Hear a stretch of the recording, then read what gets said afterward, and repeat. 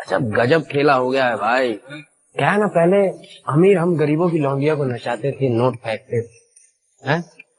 अब देख, अमीर की लौंडिया भी नाच रही है और हम जैसे लाइक फेंक रहे हैं। आप कुछ भी कहें, इनकी बात से एग्री हो ना हो, लेकिन इस बात में पूरी तरह से फैक्ट है और आज हमारे देश में इन्हें कहा जाता है सो कॉल्ड इन्फ्लुएंसर। देखो ऐसा सबको मालूम है, जो मोदी जी है ना वो वर्ल्ड के जबरदस्त नेता है और राहुल गांधी जबरदस्ती के नेता है। ये फर्क है इन दोनों के अंदर।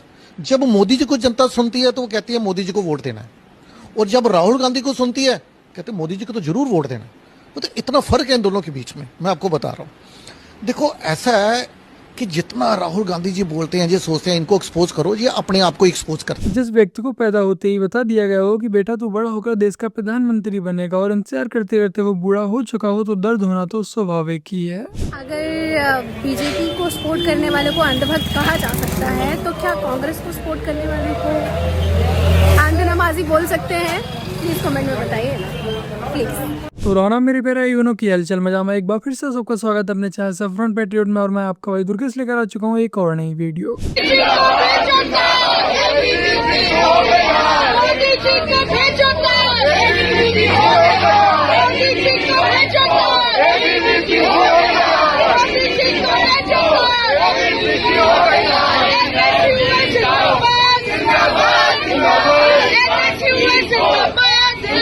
मोदी जी को भेजो तार, एबीवीपी की हो गई हार, लेकिन न्यूज में तो कुछ और ही बता रहे हैं। दिल्ली विश्वविद्यालय छात्र संघ चुनाव के नतीजे आ गए हैं और बड़ी खबर आपको दे दें, एबीवीपी का दबदबा देखने को मिला है, क्योंकि 4 में से 3 पदों पर तो एबीवीपी का ही कब्जा नजर आया, जबकि एक उपाध्यक्ष के पद पर एनएसयूआई अपनी जो है जीत दर्ज कर पाई।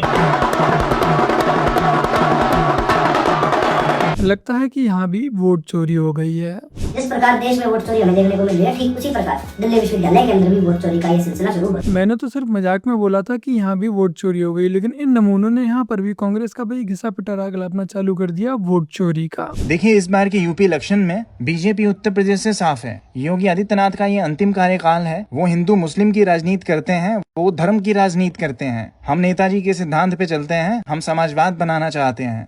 चलिए, प्रणाम प्रणाम। अरे बड़ा गर्मी है, पंखा वंखा चलवाओ यार। पंखा क्यों नहीं चल रहा?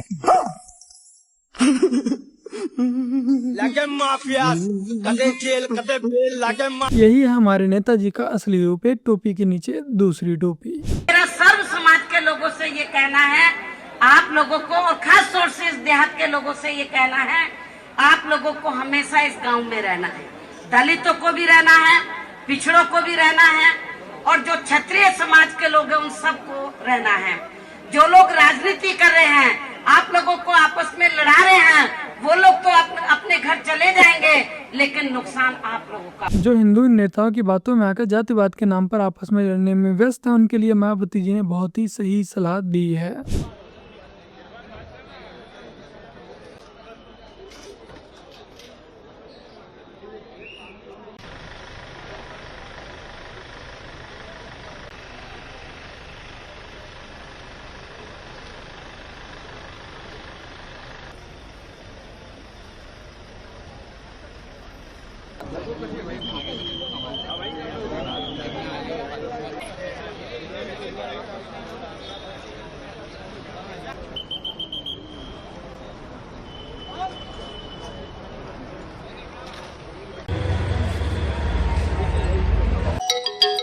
बताओ, मोदी राज में देश के युवाओं की, देश के जैन जी की क्या हालत हो गई है।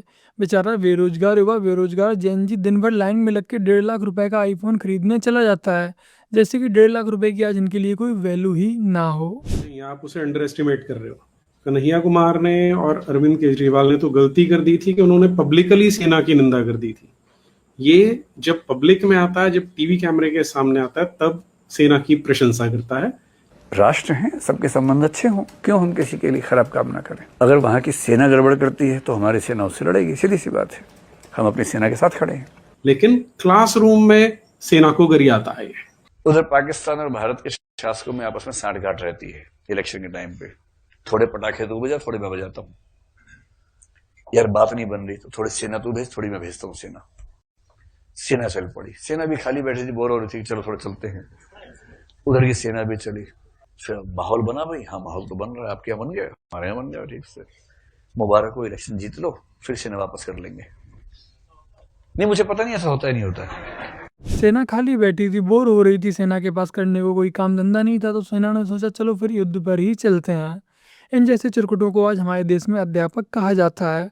मुझे लगता है ये कुछ और नहीं, बस ओशो की पूंछ बनने की निरंतर कोशिश कर रहा है। न्यू मैं जाता हूँ, करता हूँ, तुमको हर एक मैसेज का ना रिप्लाई तो देना चाहिए ना एटलीस्ट, कि मैडम करता हूँ, नहीं है, या कुछ भी मजबूरी समझो। मेरे को ये भी जानकारी दिया नहीं, मेरा 15,85,000 रुपया सैंक्शन किया आपने। अरे बताया तो और 16,23,931 पढ़े लिखे हो तो तुमको बताया जाए, पढ़े लिखे होते कोई अच्छी कंपनी में जॉब करते होते, 931 रुपए का क्या हुआ? तभी बॉर्डर में भेज दिए गए हो तुम। अरे सर ऐसा ना किसी के हक का ना खाने का नहीं, तुम समझा ना, खत्म नहीं होगा, तभी तुम लोगों के बच्चे ना विकलांग पैदा होते और ऐसे ही लोग होते जो शहीद हो जाते हैं। ओके ओके रखो ओके। अभी फोन, और दिखाओ 15 दिन में मैं भी देखती हूँ तुम क्या चीज हो, कौन सी तुर्रम खा हो तुम, मैं भी देखती हूँ। 12 साल से तो सीआरपीएफ में बिजनेस कर रही हूँ, तुम क्या मेरे को सिखाओगे? और मैं भी ना डिफेंस फैमिली से बिलोंग करती हूँ, तुम क्या मेरे को मैं भी सिखाओगे आपका यार? पूरा है ना, अभी आपका है ना, ये भी मैं भी आपको दिखाता हूँ, मैं भी किस चीज का फैमिली का हूँ, क्या कर सकता हूँ अभी आपको। दिखाओ कितनी बड़ी फैमिली के होते हैं ना सर, 15-16 लाख रुपए ना लोन गालियों नहीं से लेते। पता लगता है आप चल कौन से ज्ञान फैमिली मत से दे, बिलोंग ज्ञान करते मत हो, ठीक दे, है। लोन पे जी रहे हो, अब क्या ज्ञान हमको घंटा तुम दोगे? लोन पे जी रहे हो,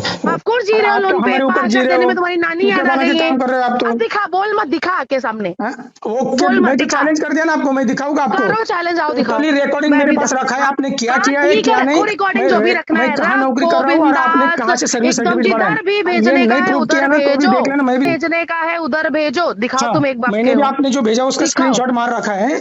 दिखा, कौन है? एकदम बिंदास, और भी कुछ चाहिए तो और भी कुछ भेज देती हूँ। हाँ भेज दो, क्या है आपके पास, क्या भेज चाहिए सकते हैं। तुमको, क्या हाँ? चाहिए तुमको, बताओ ना, वो चीज भेजती हूँ। और स्क्रीनशॉट क्या मारने की जरूरत है? हाँ भेज दो, मेरे को नहीं भेज दो। करूंगी मैं। अरे हाँ, तुम जो क्या, सर्विस तुम सर्टिफिकेट क्या भेजा है घंटा ना मेरे को आपने मुझे, देखोगे?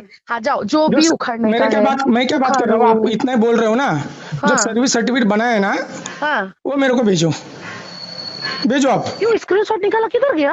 वो क्या करना है आपको, मैंने स्क्रीनशॉट क्यों निकाला ही क्यों नहीं। स्क्रीनशॉट निकाल के भेजो। रखा है ना? हाँ? भिखारी आप जैसा आपने लोन बोला लोन ना पे जी रहे कि हो, मैं जाओ भेज ना, दे। तुमको जो खाने को खड़ो, और आओ, मैं सर्विस लेटर देती हूँ तुमको, आओ। हाँ भेजो भेजो भेजो भेजो। हाँ आओ, देखो भेजो आपके भेजो, लिए क्या कितना होता है दम है बे? तू भेजने का। भेजा क्या 4 दिन से? भेजो मैं क्या भेजो, बोल रहा हूँ, आप तेरे में बाप को कितना दम नौकर है, कोई आप लगा जितना है बोल क्या? रहे हो ना, तेरे को भेजेगा आप जितना बढ़ाया। बोल रहे हो ना, आप में कितना दम बोल है नहीं वो रही देखो हूँ, आप। तुम बोले हो ना, तुमने चैलेंज किया ना, तुम क्या करके चाहिए? दिखाओ। तुमको मैं मैं तो पागल मैं दिखती हूँ क्या? हाँ, दुनिया चैलेंज तो भर किया अपने, आपने मैंने। तुमको मैं पागल दिखती हूँ? रिकॉर्डिंग रखा है ना, स्क्रीनशॉट रखा है ना, दिखाओ। बिल्कुल बिल्कुल रखा है, बिल्कुल दिखाओ बिल्कुल। दिखाओ हाँ दिखाओ। बिल्कुल बिल्कुल, अभी वो 5-6 इसी का हजार मैं रुपए प्रूफ के कर रहा हूँ, आपको देखना है आपको क्या आएगा क्या लिए कर नहीं। रहे हो।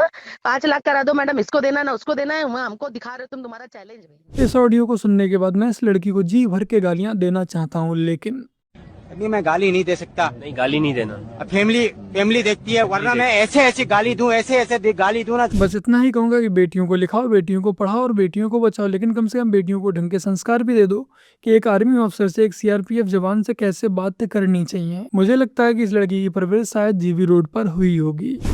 Hello sir, Anuradha.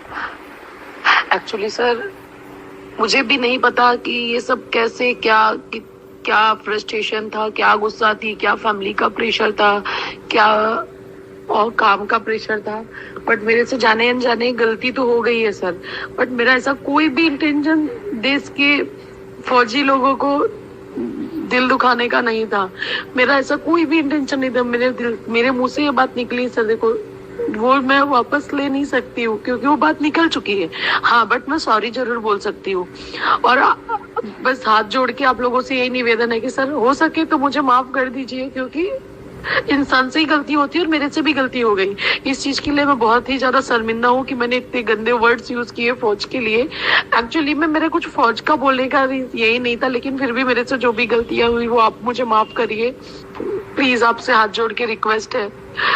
और एक बार सर फिर से तहे दिल से आपसे सॉरी बोलना चाहती हूँ कि मेरा ऐसा कोई भी इंटेंशन नहीं था। एक जो कुछ भी समझ के ना, आप छोटी बहन समझ के आप ये माफ कर दीजिए कि चलो गलती हो गई है, माफी कर सकते सर। उसके अलावा सर आप बताइए, कुछ सजा देना चाहते तो बताइए, जॉब पे भी आ गई है। क्या लगता है आपको कि यदि इस लड़की की ये ऑडियो वायरल ना हुई होती तो क्या ये माफ़ी मांगती? मुझे तो नहीं लगता कि ये माफ़ी मांगती है। बाकी का मुझे तो उसकी फिक्र हो रही है जिससे इसकी शादी हुई होगी या भविष्य में होने वाली होगी। तो बस मेरे प्यारे भाई बनो, आज की अपनी इस वीडियो में इतना ही। वीडियो को लाइक शेयर कमेंट और अपने इस चैनल को सब्सक्राइब आज से कर लीजिएगा। और एक कल वाली वीडियो आपने नहीं देखी, नोटिफिकेशन नहीं आई, तो यहाँ पर क्लिक करके इस वीडियो को एक बार अवश्य देखिएगा।